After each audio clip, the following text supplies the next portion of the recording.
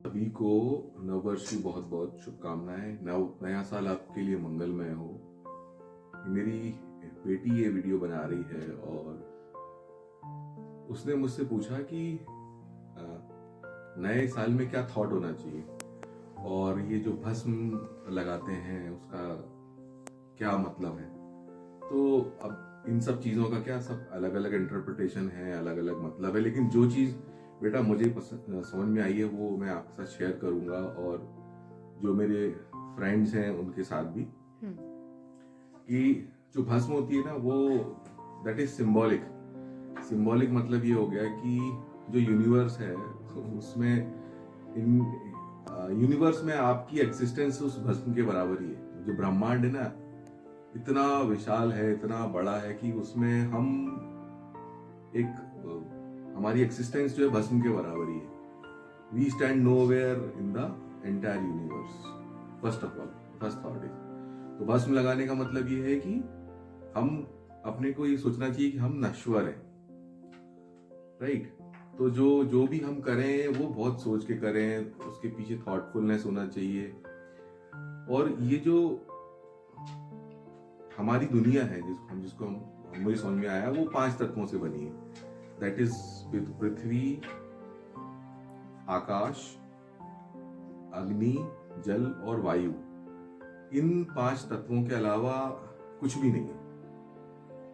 लेकिन एक छठवां तत्व भी है जो कि ह्यूमंस क्रिएट करते हैं, वो है कर्म। अभी जो कर्म है ना, यहाँ पे आप देखो, आप कितना कॉन्ट्रास्ट है। एक तरफ भगवान शिव का मैसेज है भस्म के माध्यम से कि हम सिर्फ we are not more than the भस्मा इन द एंटायर यूनिवर्स। और भगवान कृष्ण कहते हैं कि कर्म ही सब कुछ है। तो जो हम ह्यूमंस है ना, हम सब पेरिशेबल गुड्स हैं, हम नश्वर हैं, लेकिन हमारे कर्म जो है वो ही रहने वाले हैं।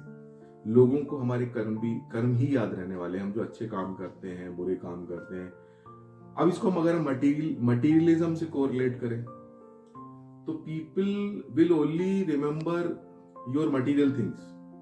उनके लिए आप तभी एग्जिस्ट करते हो जब आप मटीरियल चीजें अचीव कर लेते हो, जैसे कि बड़ा घर, बड़ी कार, सक्सेस, अच्छा लाइफस्टाइल, स्टेटस, ये सब पैसों से ही आता है। तो यहाँ पे यहाँ पे हमको बहुत चीजें बैलेंस करनी पड़ेंगी।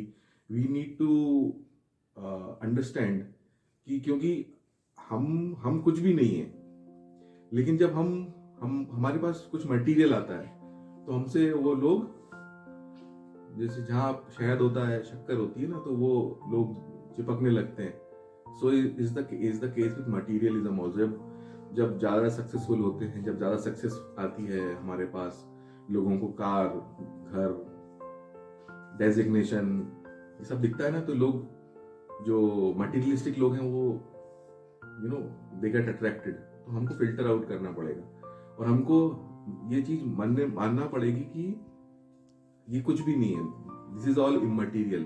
अगेन वो भस्म से आता है। और इस मटेरियलिज्म से हमको अगर हम देखें ना, तो जो बहुत सक्सेसफुल लोग हुए हैं, जिनको हम लोग याद रखे हुए आज भी इतिहास में, ग्लोबली, इंडियन कॉन्टेक्स्ट में, जो बड़े बड़े लोग हुए हैं, जैसे महाराणा प्रताप हुए हैं, शिवाजी हुए हैं, या फिर शंकराचार्य हुए हैं, तो इनमें से ऐसे बहुत सारे थे जिनके पास जिन्होंने सिर्फ अच्छा काम किया, तो हम उनको याद करे हुए हैं because of their good deed. अच्छे कामों की वजह से उन्होंने पूरा एक समाज के लिए बहुत कुछ किया, सोसाइटी के लिए बहुत कुछ किया, देके गए और हमको याद करते हैं। और जैसे बहुत सारे लोग थे, जैसे शिवाजी महाराज है, महाराणा प्रताप है, और जैसे बड़ौदा महाराज हैं, या महाराज गंगाधर सिंह थे, या और भी। मैं ये तो सिर्फ एक नाम जो मुझे अभी एक्सटेम्पोर याद आ रहे हैं तो मैं उनको रिकॉल कर रहा हूँ। तो उन्होंने क्या किया कि उनके पास जो भी मटीरियलिस्टिक रिसोर्सेज थे, उनको they used it for the larger cause, for the benefit of society.